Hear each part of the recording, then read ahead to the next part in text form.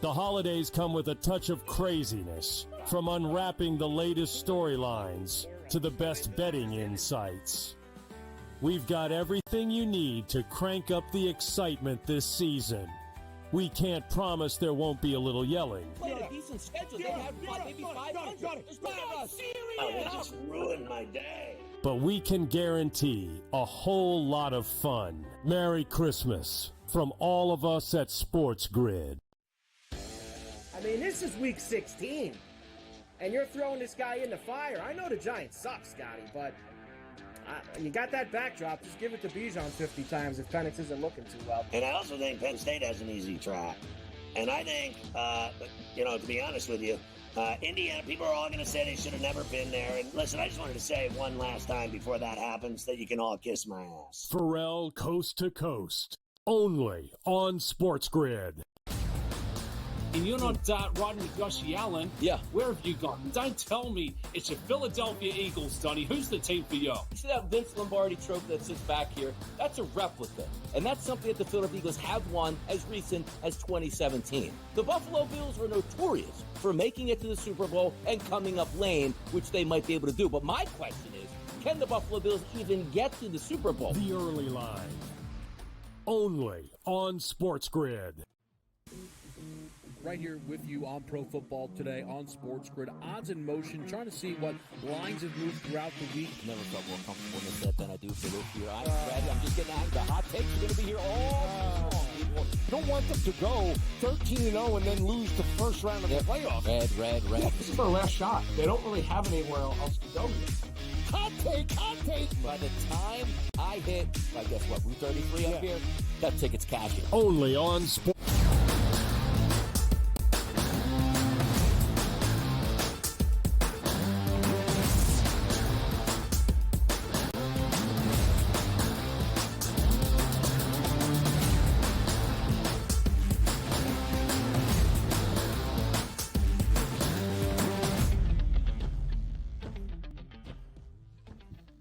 We welcome you back to hour number 3 here on this Football Friday on the Early Line on SportsGrid. He is Joe Ranieri. I am Ben Stevens. One more hour to go to set the stage for what some, mainly me, is calling a historic football weekend. At least a historic Football Friday here on the Early Line, because today is the first ever game day in the first ever 12-team college football playoff in the history of college football, with our first ever on-campus playoff game in the history of the sport.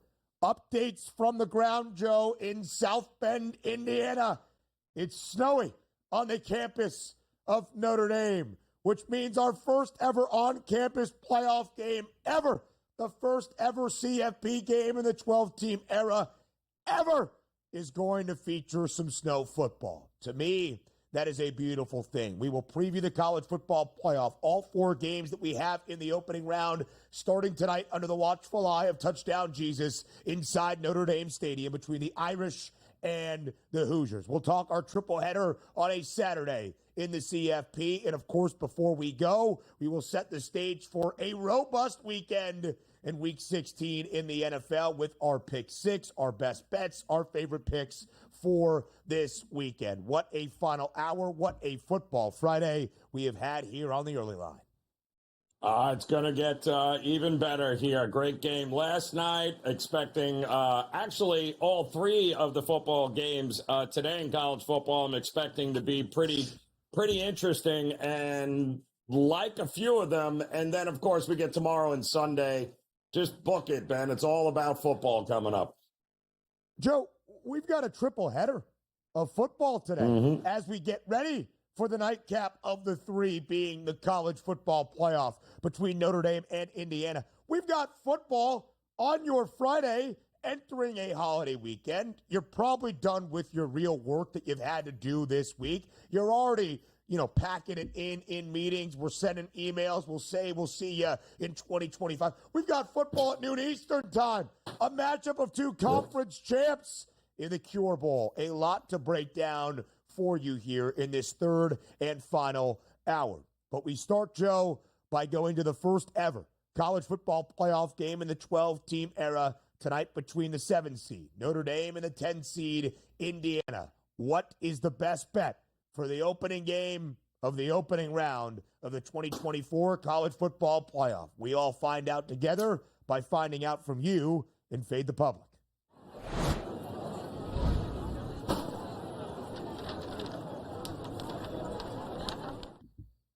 What is the best bet for tonight's college football playoff game? Is it Notre Dame laying more than a touchdown? Is it Indiana as a 7.5-point road underdog in South Bend? Is it over a total in the snow of 51 and a hook? Or might it be under that number on a cold and wintry night at Notre Dame Stadium? The public, Joe, really trying to pick the side here, it would seem. Most of the public backing IU with the hook added on to the 7, but right behind that is Notre Dame laying more than a touchdown. The least selected option is the over of 51.5. I will just make this distinction. Different sport, same poll. Yesterday, the public was kind of splitting hairs between the side and the under of Thursday Night Football. Not a lot of love for the over, which is what the public generally looks at to begin. I ended up fading the public with a live bet on the Broncos' first offensive possession. Of course, we know last night we got so much more scoring than we anticipated. Joe, are you fading the public for tonight's opening CFP game? I hate to do it, Ben, but I'm going to. The answer should be the over in tonight's game. Snow, be damned. Don't make a damn bit of difference as far as I'm concerned here, Ben. The only thing that matters is we have two of the most opportunistic teams in the country this season here, with Notre Dame having the most forced turnovers, I believe, Ben, with 28. And you know who was just behind them? Yeah, Indiana's defense with 16. So you call me crazy. I think short fields, even in those conditions, are going to play a big role in watching this game fly over the total. I also think Notre Dame is going to score at least 35 or more points in this game, unfortunately, Indiana. So that would be interesting because we have two very good scoring defenses in the sport facing off tonight. In fact, Notre Dame is the third best scoring defense in the country, allowing just 13.6 points per game. There are 5 teams that allow fewer than 2 touchdowns. Notre Dame is one of them, but Indiana is just outside, 6th best scoring defense in the country, giving up just over 14 points per game. To me, Joe, though, when you look at this total tonight, I tend to agree with you. In fact, I have used a profit boost, a 50% profit boost on the FanDuel Sportsbook to bet the over in tonight's game. A couple of reasons why. I said the same thing entering the Ohio State game for Indiana, which was their only game outside of this one as an underdog this season. Oftentimes, the betting correlation and handicapping is underdog to keep the game within a larger margin keeps the total under. It makes sense. The fewer amount of points scored, the less of an opportunity the favorite has to run it up and cover a big margin, here needing to win by at least 8 points to cover for Notre Dame. If there's only 30 points, the available amount of scoring for Notre Dame to cover would be very difficult, right? I think we can all understand that. So it goes in opposite correlation to think the underdog has a better chance of covering, winning outright, to push the game to the over. But, Joe, Indiana's offense in that only matchup as a dog against the Buckeyes was atrocious outside of that opening offensive possession. Curtis Rourke, the Maple Missile, as he is known, the native of Ontario, 8 of 18 for 68 yards against the Buckeyes. Go look at the Purdue game to see what this guy can do with a wintry mix falling. But that's the Indiana offense that we saw in 10 of 12 games this year that needs to be on display tonight against the Irish if IU has any chance of winning this game outright, in my estimation. And then often, Joe, we look at a game in weather. And unless it's wind, we still expect the total to stay well under. Well, if it's snow, it's hard to score points. It's cold, all of that. Yeah, fine. But it's often more difficult for the defense, because the offense knows where it wants to go. The defense has to react with poor footing on that icy and snowy conditions. and they're not trying to get their nose in there and tackle, it hurts a little bit more. So that actually favors chunk plays and points. Joe, I do think Indiana can keep this game within the margin. Ultimately, I expect Notre Dame to pull off the outright victory, but I think IU's best chance of pulling the outright upset is this game actually to feature a ton of points. Well, then, Ben, if that's the case, then there's only one bet for me for Indiana here, and it's the same bet we've made all year long. Take Indiana in the first quarter and the first half, Ben, because that's the way to do it. They don't allow a whole lot of points early in games. They end up they did it against Ohio State. Remember, they jumped out to a quick lead against Ohio State, and then it went downhill from there. But I do think, though, that loss to Ohio State on the road was a great learning opportunity for this team. Sure. I expect them to be better than I don't think they ultimately went out because they don't have the talent Notre Dame does. But early in the game, I could definitely see Indiana with a lead. And a lot of people tried to point fingers at me. Ha, ha, ha, the Hoosiers not all that good. See, we told you they would get hammered in the shoe by Ohio State. You know what my bet was? Indiana plus 7.5 in the first half. So I won it, suckers. That's mainly at Mark Zinno, to be honest with you, Joe Ranieri. But I would agree that if Indiana does not give up 14 points in terms of special team snafus, they can keep this game closer tonight in South Bend. Our other 3 opening round college football playoff games next.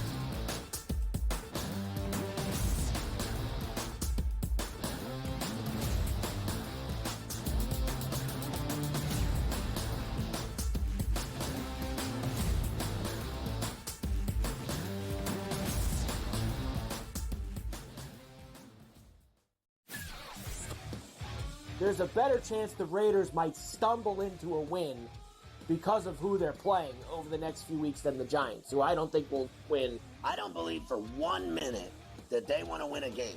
I do not believe that the New York Football Giants want to win a game at all, because it will cost them dearly. In fact, they will continue to suck for years to come if they screw this up. Pharrell Coast to Coast, only on SportsGrid. The 2 guys that can do it all. Too much electricity this morning. This is a good time. We're having a lot of fun. I had to do a triple take. Ka-ching! Why? Because of parity. I didn't mean to offend. Yeah, it's not going to happen. Load managing is a dirty word. Let him rip. You know what? Circumstances provide the results. What? How do you do this one? Oh, Donnie, you got such a good show there. A network that is booming. The Early Line, only on SportsGrid. The sharpest football contest show in the land, the Las Vegas Football Contest Show, focuses on Circus Sports Million, Circus Survivor, and the Westgate Super Contest, handicapping the games and releasing our contest picks every week of the season. With 2 former Super Contest winners, Brady Cannon and James Salinas, a former NFL player, Mike Pritchard, and over $1 million in contest prize money won combined, the Las Vegas Football Contest Show will have you prepared this season like none other. Your gut says Miami is going to win, and you should take the over. Your gut also said your NFT selfies would only go up in value. They didn't. But your head is on SportsGrid and knows the QB is in concussion protocol. The backup has a 45 QBR against the zone coverage. The New York D has the most sacks in the league. So yeah, trust your head. It's smarter to be on SportsGrid.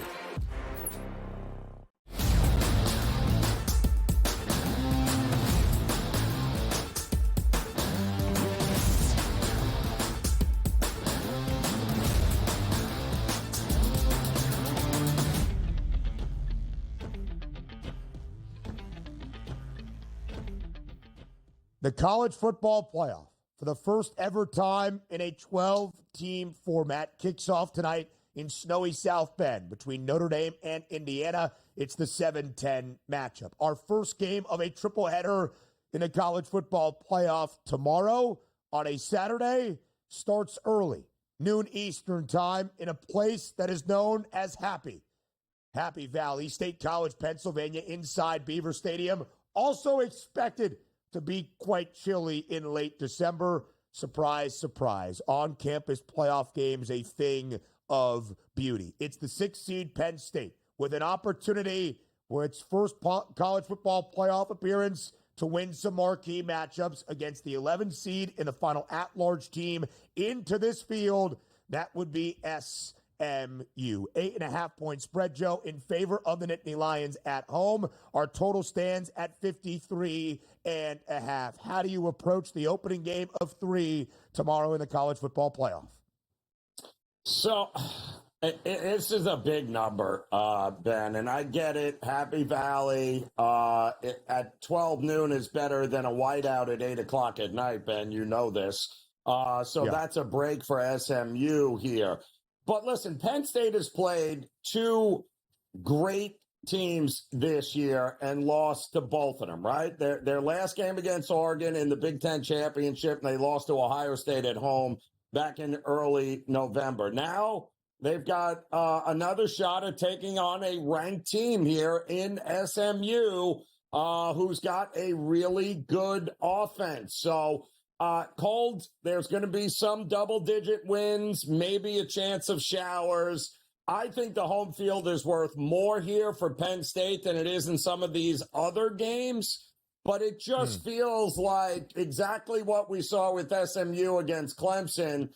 It just feels like in the second half, SMU is going to have an opportunity to somehow, I don't think they win, but I feel like they're going to somehow make this game appear final score-wise that it was closer than it really was. And that's the only thing that's stopping me from actually laying the 8.5 in here. I think Penn State wins, but I think SMU's offense gives them a shot at the backdoor cover late.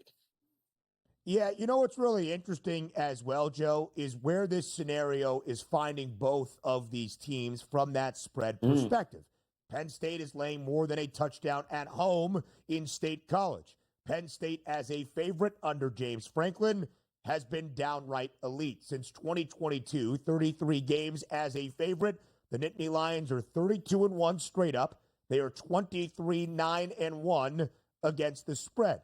That's ridiculously profitable. SMU this year twice as an underdog, winning outright in both games over, both featuring at least 61 points. That 53.5 feels as though it is in danger. The Stangs played 7 games this year against FBS teams above 500. In those 7 games, they went over in 6 of 7. Their last 7, outside of the loss to BYU, allowing at least 25 points in those final 6 games to the opposition. An average, Joe, even including BYU's 18 in that early season matchup of 28.3 points per game. So SMU against the better competition has allowed a lot of scoring. And maybe you're thinking Penn State, elite defense across the board. You're correct in that assumption, by the way. But the Nittany Lions offensively have been much better in the final month of this season than any other juncture of the regular season. Over in their last 4. In their final 5 Big Ten games, Joe, averaging better than 38 points per game. In their first 5 Big Ten games, just 24.4 points per game.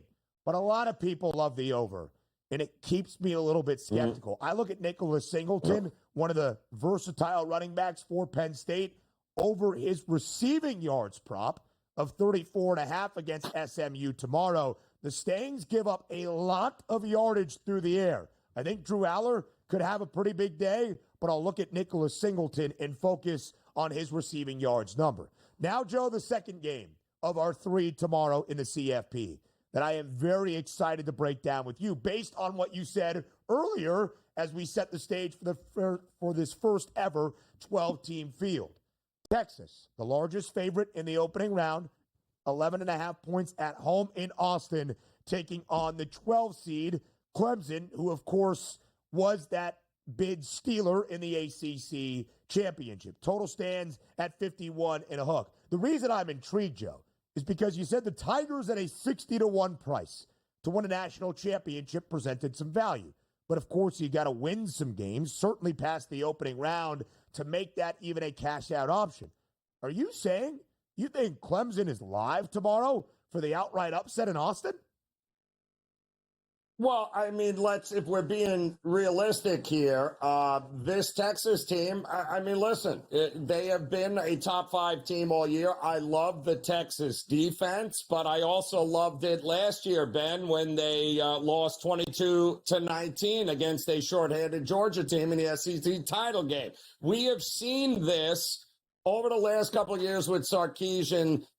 They get to these big games here, and it's either by the skin of their teeth or they outright lose. You have got a Clemson team that has been in playoff mode, Ben, for what? The last 6 weeks of the season? Yeah. A lot of people counted out Clemson 2 months ago. And a lot of people counted them out the minute that they got absolutely destroyed by Georgia in the first game. But you know what we've seen? In typical Dabo fashion, he's got all 5-star recruits there as well. There is nothing about this game that screams blowout to me. The only thing is roles are reversed. Dabo's playing with house money, and Sarkisian has all the pressure in the world in this game to get his team ready. They may win, but boy, oh boy, covering 11.5, yeah, I don't think so. The Longhorns were not a great cover team within the SEC, favored in all 13 games this year, 7-6 against the spread, 4-0 in non-conference action, but then you get to the elite of the elite in conference play, just 3-6 ATS. Clemson a dog only twice, the bookends of their season. They got hammered by Georgia in the opener. They won outright as the short dog to earn this spot, winning in the ACC championship against SMU. A few more thoughts on that game, and then Ohio State and Tennessee next.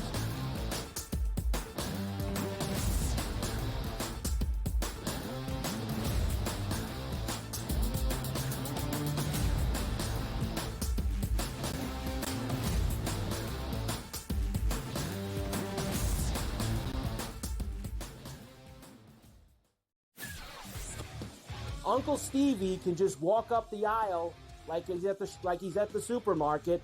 I'll get a starting pitcher here, I'll get a closer here, I'll get a first baseman here, and he'll just keep throwing things in the cart because there is no limit. Now he's gone, so they got to go get arms to make that team better. Because the bottom line was they were just outclassed by the Dodgers. Let's face it, they got their ass beat.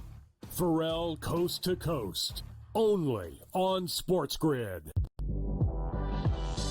I want the mid-major teams. I want the A-10 to get 3 bids. I want, the Missouri Valley Conference to get an extra bid. I want these teams to go ahead that are 1-bid leagues and give some of these other teams opportunities to make the NCAA tournament. Simply put, folks, when we get to the tournament, we don't care about all these teams that are big-time teams. Betting above the rim, only on SportsGrid. How do you find some of this great talent that you've brought in, who are still early in their career, might not have a ton of tape on them yet? I've been around this business, man, for almost 20 years. So a lot of these guys will tell you that I popped into a lot of gyms, sparred, or just worked on the side, or, kind of worked out, just watching. I've always loved this sport, man. I think it's the greatest. And we want to continue to put on the next up-and-coming superstars. We know we got them. Only on SportsGrid. The NFL and college, they don't operate on the same timelines, right? UNLV's head coach just got, the Purdue job this morning, where I imagine, right, UNC probably needs to know from Bill. And let's say it's late December, and we see 7, 8 teams open, and none of them want Bill. Then Bill's got to make a decision. Does he want to be a college head coach? Pro Football Today, only on SportsGrid.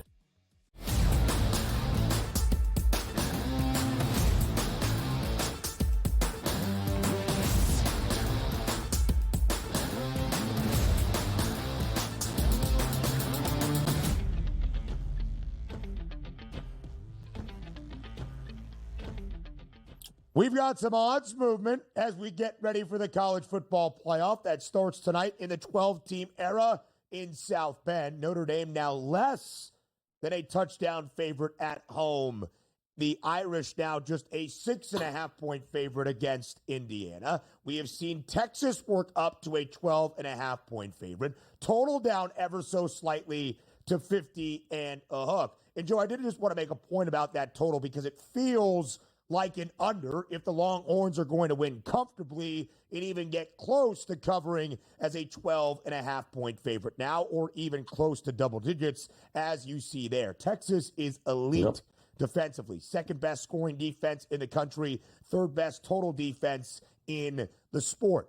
Clemson, outside of the game against SMU in the ACC title, has played 4 other teams above 500.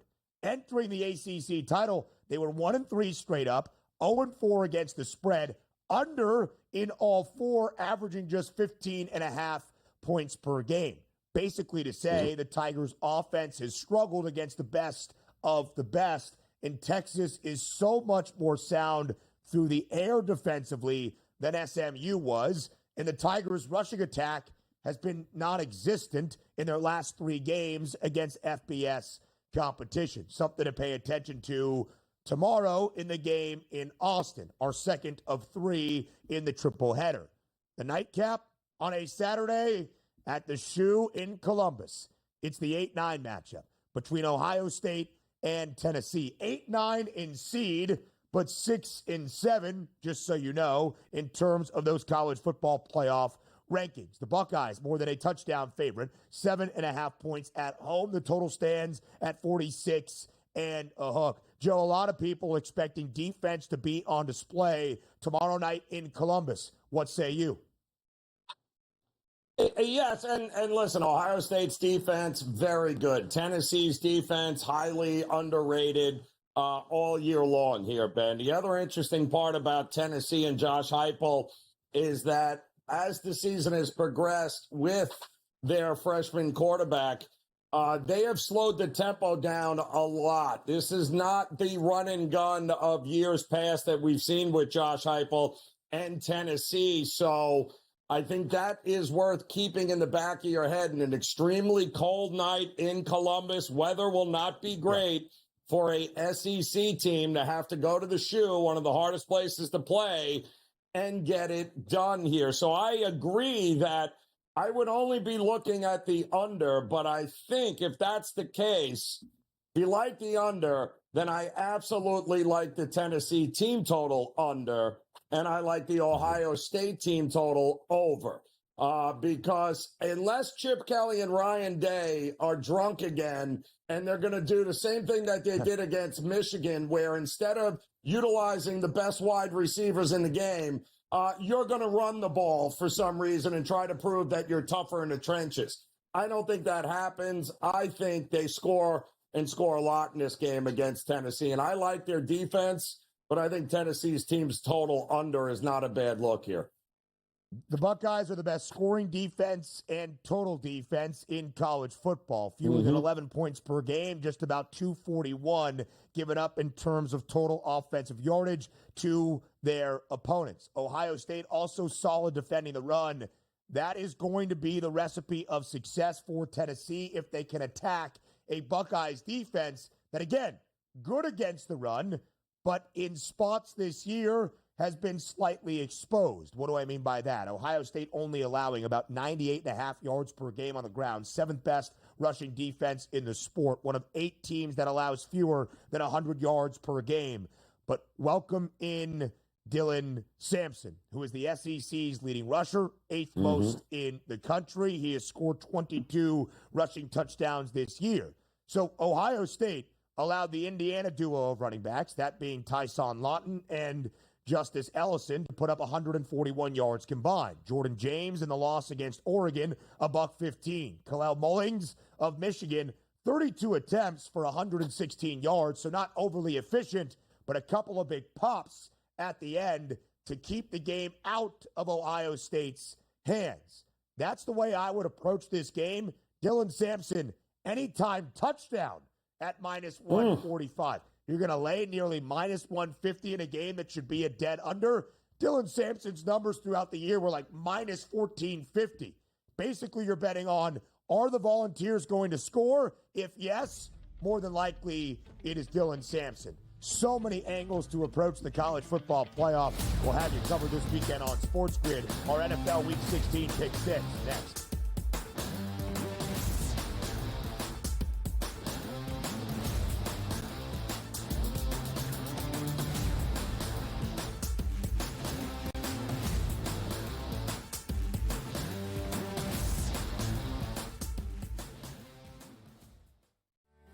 The holidays come with a touch of craziness, from unwrapping the latest storylines to the best betting insights.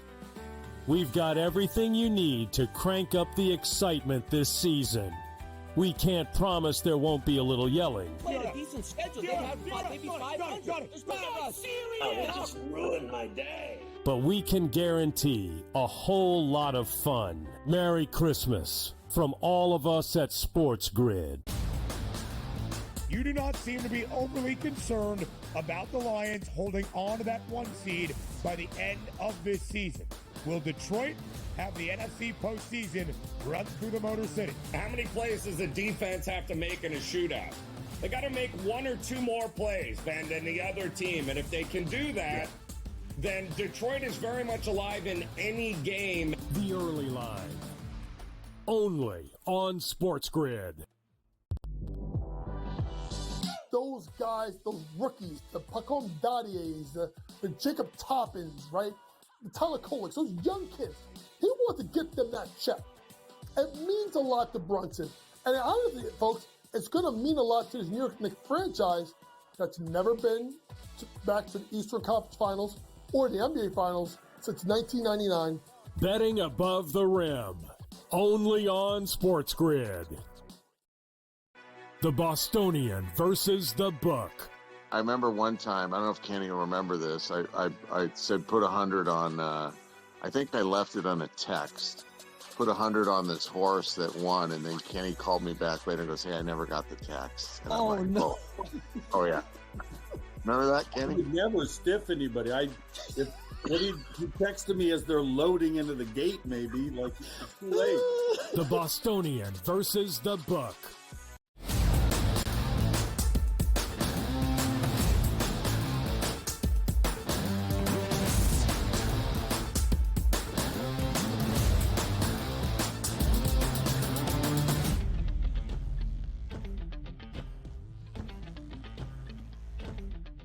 Again, what a football weekend we have in store. That includes Saturday, the college football playoff triple header in the opening round, following tonight's opener in South Bend between Notre Dame and Indiana, and a doubleheader of Saturday NFL games that really rounds out Week 16 with a full Sunday slate just about 24 hours following. There is so much to dive into in this Week 16 slate around the National Football League. We will do that now with our Pick 6, our favorite bets for the weekend. The categories, just so you know, another reminder, if you have not been here with us much throughout this football season, anytime touchdown score, somebody likely to hit paydirt. A moneyline underdog, a team likely to pull off the outright upset and keep a game close. Our favorite under of the weekend, points at a premium. Alt line with a sprinkle of plus money. Our favorite yardage prop, it could be on the ground, through the air, a receiver,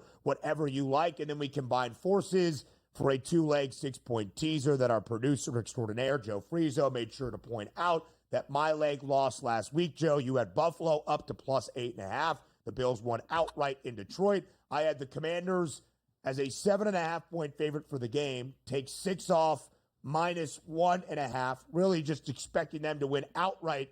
They did against the Saints, but by just 1 point, because the Saints were gifted a few extra seconds to get a playoff, to score a touchdown at the end of regulation. Poor officiating cost us a perfect teaser. Hey, what are you going to do? You get back on the horse this week and make sure it wins. Before we get there, though, we start with those paydirt picks. Anytime touchdown scorer, Joe. Who, where, what game? All right, so let's bit of trivia here. Does anybody happen to know who holds the record for the most catches in a season without a touchdown? The answer is going to be Trey McBride. And guess, Ben, who I am backing for an anytime touchdown? Trey McBride. Listen, it's a must-win game for Arizona, and it's Kyler Murray's favorite target. Make no mistake about it. Carolina has given up 10 touchdowns to tight ends this year. That's the most in the league. I would expect Kyler Murray to end this record and force some targets into his favorite receiver there. I think Trey McBride at plus money. Yeah, I got him for an anytime touchdown finally this year. Arizona needs to bounce back. I mean, they did beat. What is that Siri trying to get involved with the pick six? She loves the Trey McBride I'm thinking number. Siri is not happy with Trey McBride. That's what I'm thinking. I think that she is happy with Trey McBride. I think she's fired up. I think she's ready for that one. Arizona, 4.5-point road favorite in Carolina. Joe, I think there might be a sneaky amount of points in that game with the Panthers showing some resolve, but the Cards still in the heat of the NFC West race. Need this one in Charlotte this Sunday in a game against the Rams next weekend in Week 16 in L.A. to keep their season afloat. My favorite touchdown scorer, Amon-Ra St. Brown, did score last week late in a game that featured a ton of points. In fact, our highest scoring game of this NFL season against the Buffalo Bills. It was his first touchdown in a while, snapping a 3-game skid without hitting pay dirt because he had scored in 8 games in a row from week 3 on up until a 3-game slide back in the end zone last week. And, Joe, I think you heard it from Dan Campbell. I think you heard it from Detroit in general. Yes, they know they are banged up. They know they are shorthanded. They know it's not just a bunch of reserve players. It is those key and significant contributors. But I think the Lions are out to make a statement against a Bears team that has lost all hope. In fact, has lost 8 games in a row. And I think those key players that are still there, namely offensively for Detroit, do a fair bit of the scoring on Sunday. Yes, it's outdoors. Yes, it's Chicago. I understand. Give me Amon-Ra St. Brown to hit pay dirt at -105. Moneyline underdog time. Who might pull off an outright upset on Sunday and perhaps spoil a season here in Week 16? Oh, boy. I said I would never do it, Ben, but yet here I am doing it. And I'm going to take the New York Jets as a home underdog tonight against the Rams here. And listen, I mean, the last 5 games, we talked about it earlier with Mike Blewett. The Jets have averaged around 27 points a game over its last 5. And we're talking about a Rams team that ranks 27th in pass efficiency defense and 29th in explosive pass rate allowed. So this secondary is not good. This defense isn't great. And Aaron Rodgers has had basically all day to throw the ball. The offensive line has done a great job of protecting him. But here's the kicker. The Rams as a franchise haven't covered a game in temperatures under 30 degrees since the 1970s, people. We've also seen Matt Stafford not be able to be really good in the conditions and bad weather that MetLife is going to see. It's going to be bitterly cold. The Jets all day long here have a really good shot at being an underdog outright winner. I really hope not, Joe, because I have a Rams ticket at +290 from a few weeks ago to win the NFC West. The Rams now in first in pole position and a -185 favorite. This would be a huge detriment to them. It might not be the end of their season as they end the year at home in sunny Los Angeles, indoors against the Cardinals and the Seahawks, the 2 teams chasing them as of right now. My moneyline underdog, Carolina Panthers. Why not? +180 for Carolina to strike the outright upset at home in Charlotte. Arizona needs this game. Ultimately, the Cardinals are a 4.5-point favorite. But last week, Joe, the Panthers were favored for the first time since the end of 2022, snapping a 33-game streak of being an underdog consecutively. With the weight of expectation, Carolina floundered miserably against the bad Dallas Cowboys. It snapped a 5-game cover streak for a Carolina team that even as an underdog had done a terrible job of even generating profits. So now the Panthers, they stink. Bryce stinks. Everybody stinks. No, sir. The Panthers now as a dog once again win outright for win number 4. Let me check that real quick just to make sure. For win number 4 of this season against the Arizona Cardinals, even if Trey McBride does score a touchdown. All right, our favorite under of the weekend could be on Saturday, might be the first game of Saturday. Is it the first game of Saturday in Kansas City, Joe? I'm sorry. Boy, that stunk so bad there, Ben, between the Jets and Carolina winning outright. I'm gagging on those two underdogs there winning outright. But I do think we've got an under primed and ready to go. We don't have to wait till Sunday. I'm going Saturday, Ben, and we talked about it earlier in the show. I'm going under 42 now that it's back up there because Mahomes has been ruled in as the starter for Kansas City. Listen, the struggles for Kansas City are real offensively. The struggles for C.J. Brown and that offensive line also well noted. This is not a very good offense, especially on the road. I expect the defenses to have their way. It's going to come down to special teams, I think, in this game. Either way, I want under 42 when it's all said and done.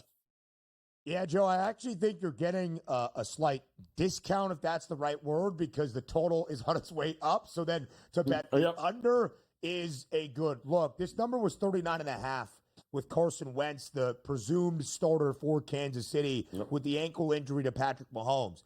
I still think Mahomes is going to be in there, and you're going to see a hefty dose of Kareem Hunt and Isaiah Pacheco and maybe even Samaje P. Ryan. And if the Texans are going to keep this game close as a 3.5-point dog, it's a defense that was on display like we saw last week against Miami. I agree, Joe. I think it's an under of 41.5. My favorite under, the rest of the pick six.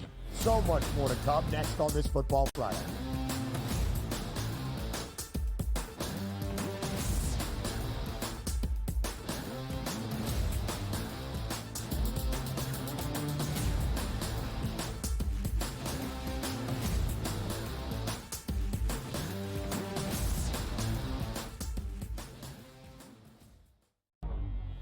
Two guys that can do it all. Too much electricity this morning. This is a good time. We're having a lot of fun. I had to do a triple take. Ka-ching!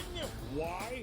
Because of parity. I didn't mean to offend. Yeah, it's not going to happen. No advantage is a dirty word. Let him rip. You know what?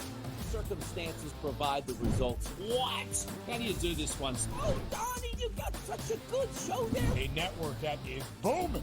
The Early Line, only on SportsGrid.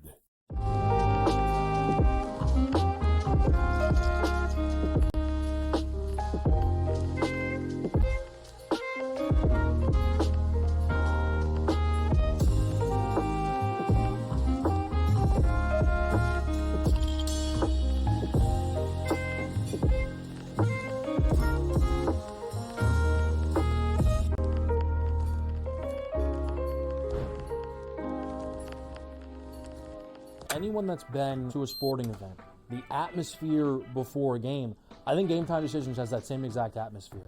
This is our arena.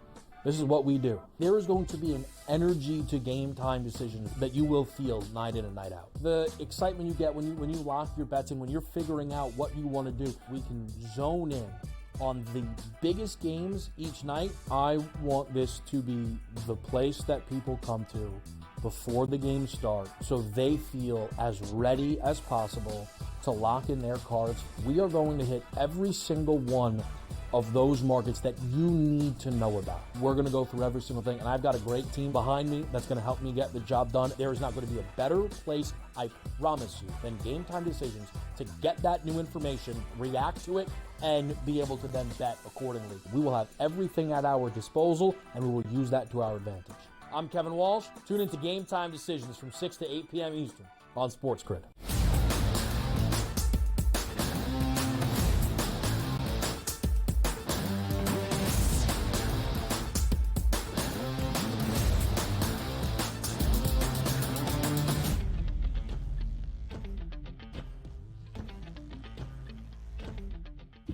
Live right here on the Early Line on SportsGrid. It is a Football Friday. We continue our Week 16 NFL Pick 6. That includes games on Saturday, 2, and that would be 12 on Sunday as well, if I'm not mistaken in my quick math, with a Thursday night and a Monday night game on the bookends of this week. Joe, your favorite under in the opening game of our Saturday doubleheader in Arrowhead, Chiefs, Texans, under 42 or 41.5. Where it stands now. I go to a marquee game, at least in terms of storyline, on Sunday in Atlanta. Michael Penix Jr., makes his starting debut for the Falcons, who turned things over to the rookie, the 8th overall pick, in favor of Kirk Cousins, trying to keep the Falcons in the NFC South divisional race. The reason I go under 42.5, Joe, is actually rather simple in my estimation. The Giants, under in 9 of 14 games this year. In their 9-game losing skid, they have scored 18 points or fewer in 7. Atlanta has now become an under team. Part of the reason, perhaps, they are pointing to Michael Penix Jr. to get them out of this rut that Kirk Cousins led them into. Or as Joe might tell you, first-year offensive coordinator Zach Robinson might have led them into. Because of that, Joe, with how often these teams find it difficult to score, and I really do believe the Falcons, against a susceptible Giants front, are going to trust Bijan Robinson and Tyler Algier to do a lot of the heavy lifting for the rookie Michael Penix Jr., getting his feet wet before a huge game next week against the Commanders that might decide their season. I expect this game to be low scoring. I'll go under 42.5 Giants and Falcons.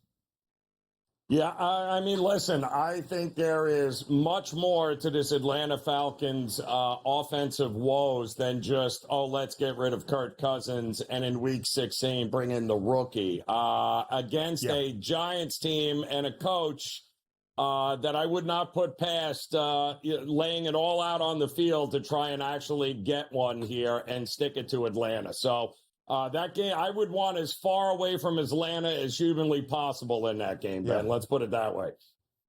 I mean, the Giants have been an underdog in all but 2 games in their last 2 seasons. That's 31 games in total. So 29 of 31. The ATS record now, Joe, just 12, 16, and 1 against the spread. It's a 2-win New York team that is trying to play in games, maybe not win games, but trying to make sure that draft position still looks pretty good, battling with the Raiders for that number 1 overall pick. All right, alt line of the weekend with a sprinkle of plus money. Joe, where do you go? Let's not overthink this here, people. Joe Burrow, more than 2.5 touchdown passes. He's only hit this now in 6 straight games where he's thrown at least 3 or more touchdown passes. And he is, listen, his numbers are unbelievable. And you've got now a Browns team that defensively has been breaking down. And they've kind of thrown up the white flag here on the season, did they not, Ben? I mean, you're throwing DTR under center now. I think Cincinnati is poised for another ridiculous score here. 30, 40 points, not going to be a problem. 3 touchdowns. I see Joe Burrow having at least throwing the ball again in this one. And it's kind of crazy it has that much plus money because it's not like Joe Burrow has done that a few times this season or just in 2 consecutive weeks. Joe Burrow has thrown for at least 3 passing touchdowns in 6 straight games for Cincinnati. Completely agree, Joe. I think it's all Bengals. It must be all Bengals. Since he has squandered opportunities throughout this season, do not get us wrong, but I think Cleveland is focused on next year and figuring out what's going to happen this offseason at the quarterback spot, financially, talent-wise. So much in store for the Browns. Joe, I think the Tampa Bay Buccaneers are absolutely going to rout the Dallas Cowboys on Sunday night. Dallas has been atrocious at home this year. 1-6, both straight up and against the spread. The lone win and cover against the Giants on Turkey Day. Big whoop. The average cover margin at home this year, around 16 points per game, with a minus, a negative in front of that. And I only think the line is 3.5 because the Cowboys have looked good a couple of times on the road in the last 4 games with Cooper Rush. But they've also looked really, really bad at times as well. And I think Tampa has figured something out here. I'm going to go Buccaneers minus 6.5, up from a 3.5-point spread, expecting Tampa to still win by a touchdown at plus 132. And I guess it then correlates to my favorite yardage prop that you see there, Mike Evans over 78.5 receiving yards. Mike Evans now, Joe, despite missing multiple games this year with a hamstring injury, in year number 11, all with the Buccaneers, is trying to make history, to have 1,000 receiving yards in all 11 seasons. thought it was probably going to come to a close this year because of the injuries and those missed games. But Joey had a $159 last week and 2 touchdowns against the Chargers. He has had at least 68 receiving yards in 4 consecutive games for Tampa. And if I think the Buccaneers are going to win big, that means a big Baker Mayfield day, a big Mike Evans day. Over 78.5 receiving yards for a Dallas secondary and a Dallas defense that is shorthanded, even more so now without Trevon Diggs. So give me Mike Evans over 78.5 receiving yards. Ranieri, your yardage prop to round out this segment here on the early line. Yeah, I am going to go back to MetLife with the New York Jets taking on the LA Rams, and I'm going to look at Matt Stafford over his passing yards here, 241.5, Ben, and I see legit no reason for Matt Stafford not to hit this number. He has done it a whole lot this season, and I think he's going to have to here because I do think the Jets offense is going to have success. I like the over. I don't believe they're going to be able to do it with just Kyren Williams running the ball there. I think this is going to have to be Cooper Kupp, Puka Nacua. There's going to have to be a lot of throwing the ball in this game to keep up. So I think he goes over, Ben. Yeah, Joe, the total 46.5, I could see it over in this spot. The Rams have shown us the last few weeks multiple different ways to win a game. They played in the highest scoring game of the year at the time, 86 combined points against Buffalo 2 Sundays ago. And then on the short week Thursday, the only NFL game this season without a single touchdown by either team. So the Rams could certainly add it up if necessary. More on the early line next.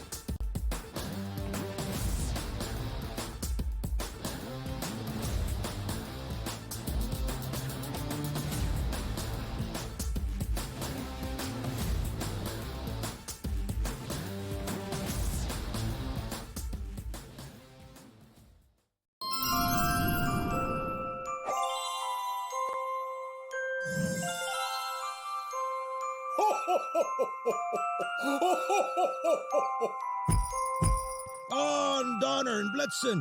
Now, Rudolph, now.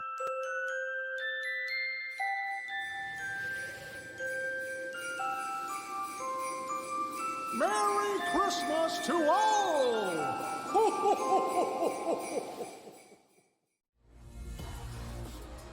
How do you find some of this great talent that you've brought in, who are still early in their career, might not have a ton of tape on them yet? I've been around this business, man, for almost 20 years. So a lot of these guys will tell you that I popped into a lot of gyms, sparred, or just worked on the side, or kind of worked out, just watching. I've always loved this sport, man. I think it's the greatest, and we want to continue to put on the next up-and-coming superstars. We know we got them. Only on SportsGrid. The Bostonian versus the Book. I remember one time, I don't know if Kenny will remember this, I said put 100 on, I think I left it on a text. Put 100 on this horse that won, and then Kenny called me back later and goes, hey, I never got the text. And I'm like, no. Oh, yeah. Remember that, Kenny? I would never stiff anybody. He texted me as they're loading into the gate, maybe. Like, it's too late. The Bostonian versus the Book. It's a new era in CFP to start off this year, put on full display. My take on this game is simple. I know some people will be upset about it. Good riddance to the Pac-12. Can you do it in terms of the week to week to week? I don't see a pathway for this team to miss the college football playoffs. We want to make sure you have those best bets in the entirety of our betting cards. That was again! But he had that program was already going there! Only on SportsGrid.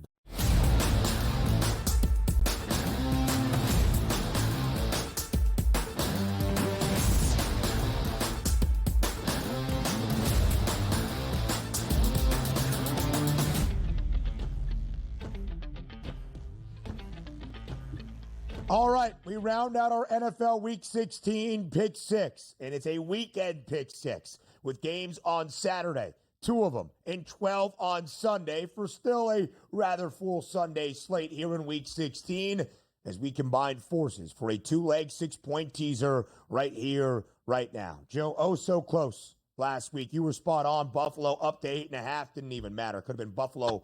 Well, I guess not minus 8.5, but at least minus 5.5 because they were the underdog who won outright in Detroit. I thought I was groovy with the Commanders. Just take them down from a 7.5-point road favorite in the Big Easy against the Saints. 1.5, basically a pick 'em. Win it comfortably, just win outright. The Commanders did win outright, but by a point because of really an unforgivable clock snafu that the NFL officiating crew just said, hey, sorry, it was a mistake, and we can't go back and review it and fix it. So the Saints got a free play that they scored a touchdown on to end regulation and almost pulled off the upset that they shouldn't have had. So, hey, sometimes you win some, sometimes you have the worst of beats, and you lose some. This week, though, Joe, we win the teaser. We combine forces. We've talked a few times about getting ugly, about getting down in the mud on this pick six, or two moneyline underdog picks to win outright that we shared, you with the Jets, me with the Panthers. This is an ugly way to start a 6-point teaser, but please begin. Ben, listen, it's been my experience the final couple of weeks of the NFL season, the uglier, the more profitable it is for you here. And you're right, it is absolutely gross and disgusting, but somebody explained to me how in the world the Raiders should be laying points against anybody, even the Jacksonville Jags. And I get it, both these teams looking to get maybe the number 1, number 2 pick in the draft. It doesn't matter. Somebody's got to win the game, unfortunately. And if you're going to give me over a touchdown with the Jags, who clearly haven't quit on the season, Ben, right. And they have been putting together a lot of effort here. They have also managed to outgain their last 3 opponents. I don't care that Aiden O'Connell is looking to come back here. They don't have Max Crosby. Jacoby Myers is banged up. And they only score 17 points in his 4 starts this year. They haven't scored more than that. I think Jacksonville's alive to win this game outright. I will gladly put them in a teaser and take 7.5 points against a Raiders team that has no home field advantage and really does want that number 1 draft pick. Joe, the Raiders should not be laying a single point, a half point, a cent on the money line to anybody right now. Like whatsoever. Yep. Jacksonville, right? Also a team that is struggling mightily this year. 3-11. The Raiders are worse at 2-12. But Jacksonville, despite probably should have quit much earlier in the season than even Vegas, with the writing on the wall, their head coach Doug Peterson might be gone at the end of the year. The injury to Trevor Lawrence, changes potentially in the front office entering next season. The Jags have not quit. They have covered in 6 of their last 8 games. Last week, they had to leave the break at home against the Jets. They ultimately did not cover as a 3.5-point home dog, losing by a touchdown. But they were tied at 25 all in the final 2 minutes of regulation. So, yeah, it's ugly, but I agree with the thought process. Joe, it should be ugly in our second game of 2 tomorrow in that AFC North battle between the Ravens and the Steelers. But I do believe Baltimore exacts some revenge and evens up the season score against Pittsburgh to split the regular season series. Give me the Ravens outright. 6.5-point favorite down to a pick-em price. Just Baltimore winning a football game. Would also offer another angle. The Lions down to a pick-em in Chicago to win that game outright against the Bears as well. All right, that's the 2-leg 6-point teaser. Joe, let's now run through our pick sixes quickly before we get to a robust football weekend. You first. Sure thing. Trey McBride, anytime TD score. I like the Jets as a moneyline underdog. Give me the under 42 with Kansas City and Houston. Expect Joe Burrow to get 2.5 or more touchdowns, basically 3 or more. My yardage prop is Matt Stafford to go over 241.5 passing yards. And my teaser leg, Jacksonville getting over a touchdown against the Raiders. I'll go Amon-Ra St. Brown to hit Paydirt for the Lions. Panthers, outright moneyline upset over the Cardinals. Giants, Falcons under 42.5. Alt-line Buccaneers now nearly a touchdown favorite on Sunday night against Dallas. Mike Evans to factor in the Ravens as a pick-em price tomorrow. Again, it is a great football weekend. We hope you all enjoy it. It's the holidays. Be merry. We'll talk on Monday.